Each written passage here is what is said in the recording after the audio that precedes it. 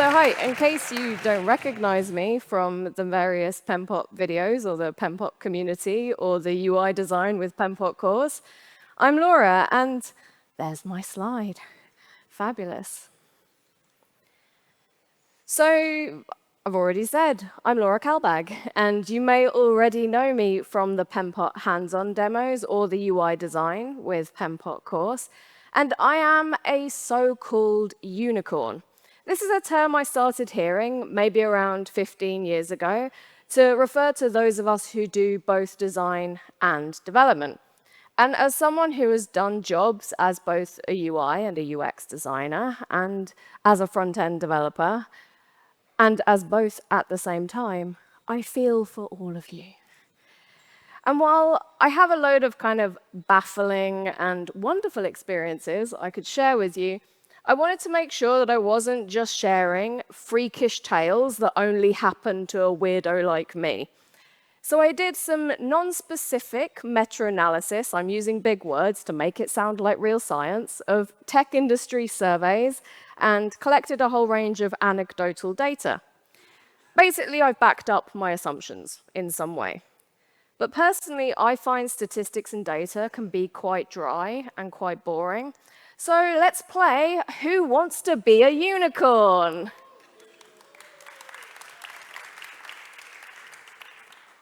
There might be audio, we'll see.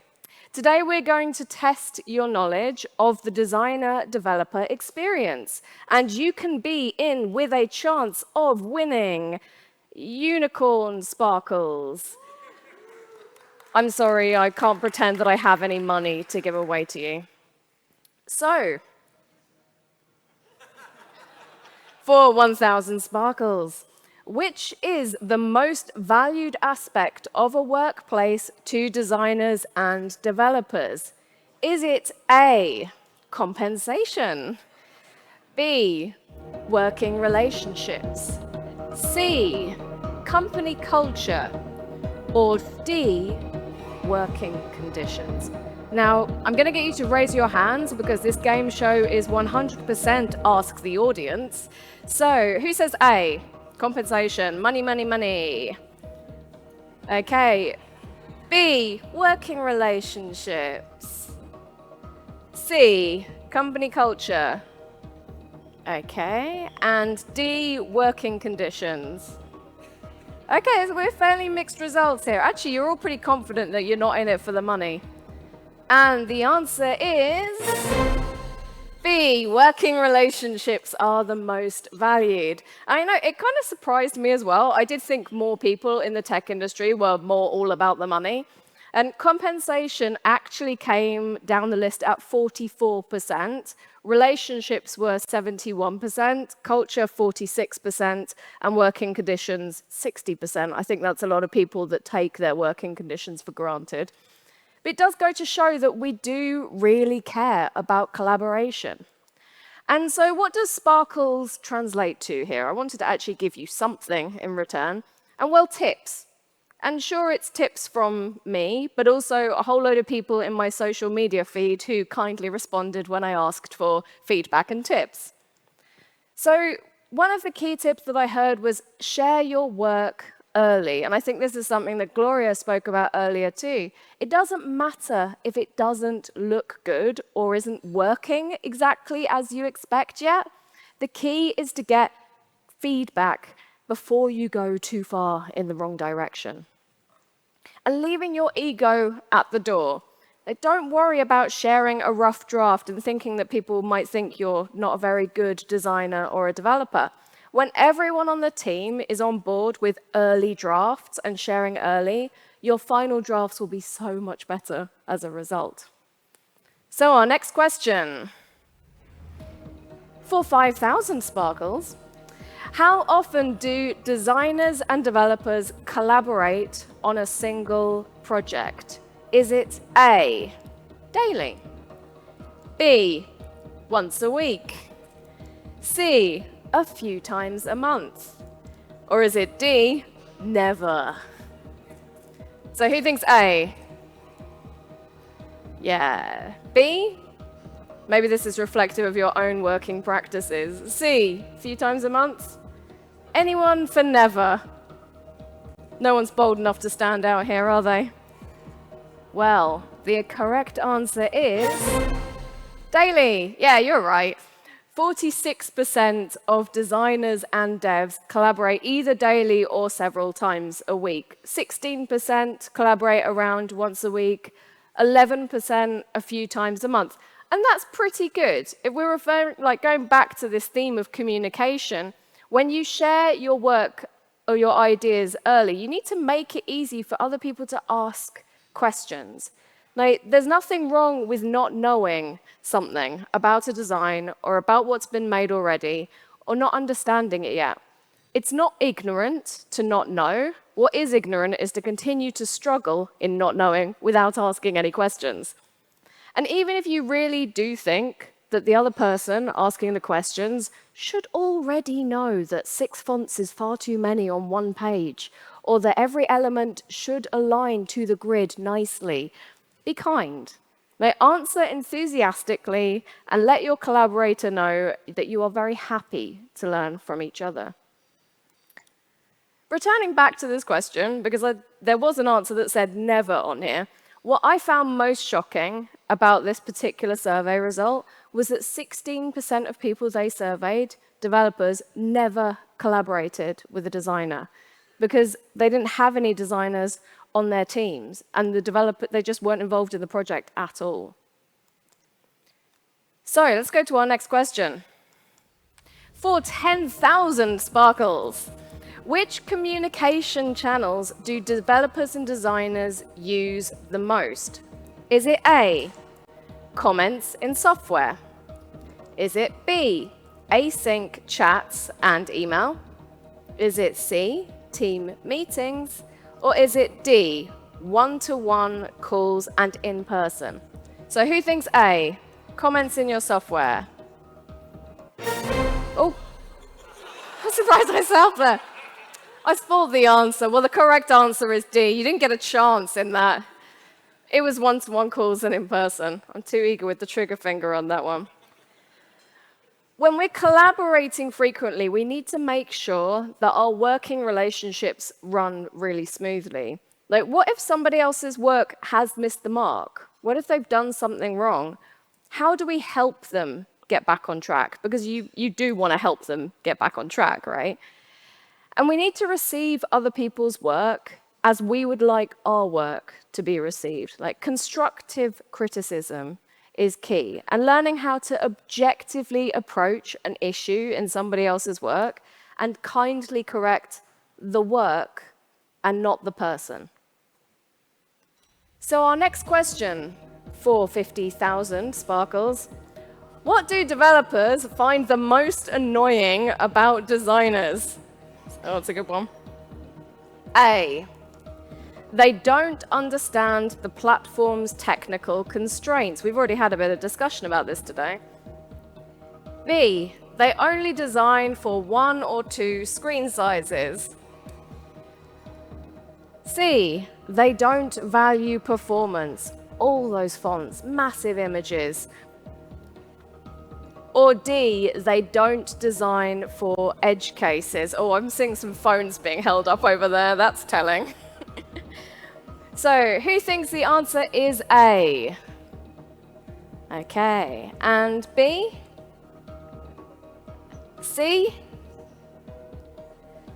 I'm learning a lot about you as individuals right now. And D? Okay, would you like a 50-50? I don't actually have a slide for that. The answer is A, and that's really actually because B, C, and D are all really kind of A, aren't they? They're all really issues with misunderstanding the constraints of the platform that you're working within. And if we don't know how the platform works technically, if we aren't close to the metal, as Gloria would say, how are we to know what's required? One of the most common complaints I had anecdotally was that designers don't learn enough about development and the constraints of their platform, whether that's the web, whether that's web apps, whether that's native apps.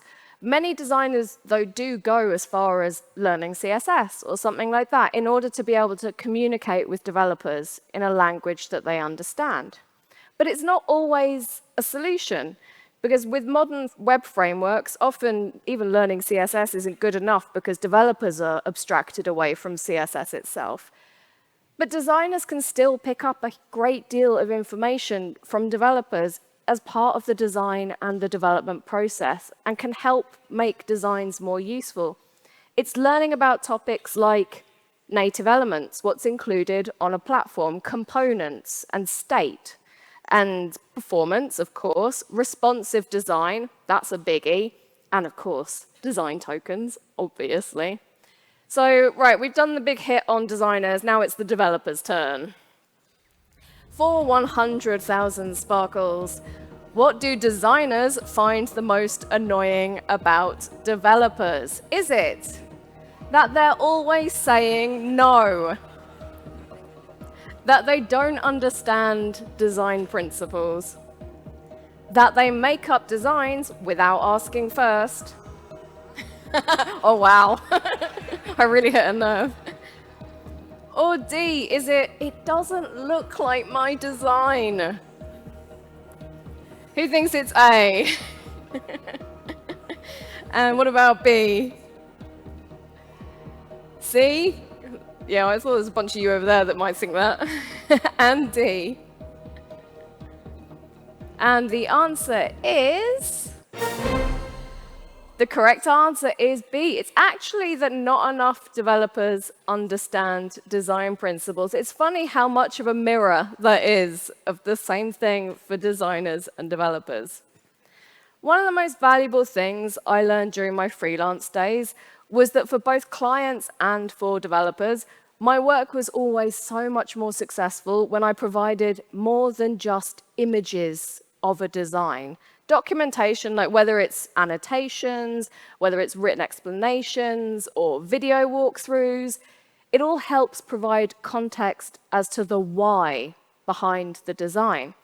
And documentation can also help developers learn design terminology. This is part of the shared language that we were discussing in the Q&A earlier as well. It can help us better discuss those implementation details and have that understanding between each other. And importantly, documentation is there when you're not.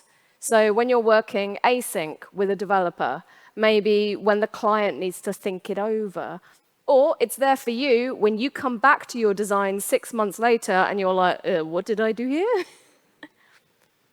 So our next question. For 500,000 sparkles, we're getting up there. Which is the most common developer to designer ratio on the team? Now, I found this interesting earlier in Pablo's talk where he was covering what the ratio is for Penpot users. Is it A, 1 designer, 1 developer? Love it. Is it B, 2 designers to 1 developer? That's some people's dreams, isn't it? Is it C, 5 developers to 1 designer? Or is it D, all developers, no designers? Would you like to phone a friend? There's no time for that. Okay, who thinks it's A? I can tell from the chuckles, nobody. And who thinks it's B? Yeah, that's unlikely, isn't it? Okay, C, 5 to 1. Yeah. And D? Yeah, it happens. The answer is 5 to 1 developers to designers. The most common teams apparently contain around 2 to 5 developers to 1 designer, 1 poor designer. And 25% of design teams, development teams, have no designers, which it's unbelievable. But it's devs using UI frameworks, pre-existing design systems, and things like that to complete their projects, to essentially do the design work themselves. And maybe that's not really surprising, given the earlier question about collaboration.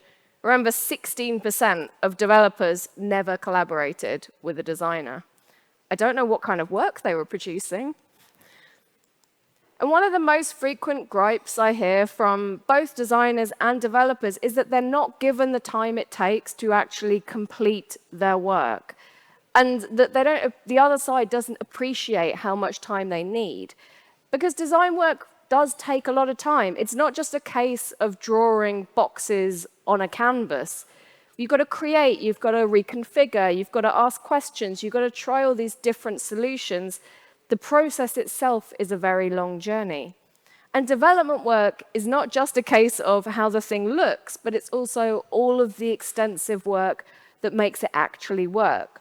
So like a sign-up form isn't a case of just coding up a few input boxes and a button. You've got to think about managing accounts, sending emails, catching and handling errors, and that's before we even get to further validation and security. So for the big final question, for 1 million sparkles, what do both developers and designers wish for the most? Is it A, design systems? Is it B, accessibility knowledge? Is it C, developers being involved earlier in the design process? Or is it D, designers involved throughout the entirety of the design process, not just early on? Okay, who thinks it's A? Okay, and B? Nobody. C? Okay, and D? I would tell you that people do want accessibility knowledge, and there's going to be a great workshop shortly, so you get up there.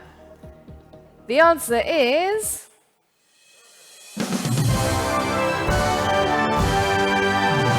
It's a trick question. All of the above was actually correct. And you can have 1 million sparkles, whatever that means. It's a bit of an anticlimax. So while we can't all be unicorns, we can work that little bit of magic into our collaborative processes. And even if my statistics or my questions aren't really perfect, the same issues keep coming up over and over again. And I think we'll see that throughout the course of the discussions that we're having at the whole of Penpot Fest. When we're talking about collaboration, the same things keep coming up. And often these things we boil down to the same 2 points. It's share early, talk often. I guess that's kind of 2 points in one. And learn more about each other's work. And I'm very sorry if you did come to this talk expecting to hear about the magical horses with horns, or how to create a billion-dollar startup. Whether it's unicorns or hybrids, it's no mistake that these things are named after mythological creatures. It's because, like real unicorns and business unicorns, unicorn designer developers don't really exist or can create quite harmful expectations. We all have different skill sets and different experiences, and usually we're very specialized and deepest in one particular area that most interests us or that's required by our daily work, as well as all the stuff that requires more general knowledge and skills. And this is often referred to as being T-shaped. And so it's where the horizontal crossbar of that T represents our more general understanding, and the vertical stroke represents our deepest skills. There we go. And often seniority in a role is kind of because we've developed a longer crossbar. We have more of an understanding of other people's roles and their day-to-day constraints. But having T-shaped skills doesn't mean we could do an equally good job as those people who have deep skills in those areas where we're relatively shallow. It takes a long time for experts to develop expertise. And a little knowledge usually means we've learned just about enough to know who I need to ask in order to get that job done properly and what I need to do to stop them getting annoyed at me. And as individuals, we can't know everything. It's impossible. But as a team, we can cover a hell of a lot. And that's why we can achieve so much from learning from each other and working together. And it's what I often consider when I'm faced with this latest online discourse about designers and developers, or REMs versus Ms, or this front-end framework versus that front-end framework.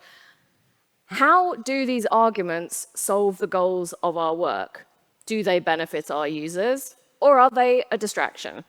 Are they just a comfy place where we can show off everything that we know and blow off a bit of steam? And even more importantly, with the world as it is right now, what knowledge can we gain that can actually genuinely benefit the lives of our users and increase our teas with areas like accessibility and community and inclusivity and sustainability and safety through privacy and security? And I know that as other people who clearly care about open source, if you're at an event like this, these are probably areas that do already interest you. And now, with the planet that we live on, like with human lives being impacted by climate change and authoritarian governments and wars and famine and genocide, we should also question how our work affects the world around us, because it does. Are we respecting human rights with what we're building and the work we're creating? Are we contributing a part to a greater whole that is actually being used to hurt people? And at the very least, what can we do to prevent causing more harm? Or, more optimistically, how can we work together to make the world better? Thank you.